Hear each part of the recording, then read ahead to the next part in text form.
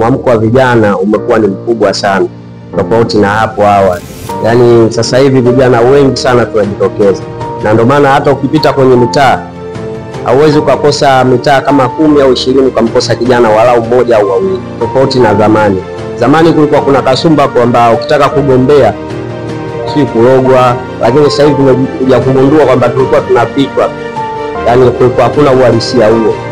Pia vijana wengi wanajitokeza, wengi sana sasa wameamka. Katika serikali za mtaa asilimia kubwa ni vijana, lakini kuna changamoto moja kubwa, na hii pia na elimu ambayo kama itawezekana kutolewa zaidi, bado vijana hawawezi kuovercome changamoto.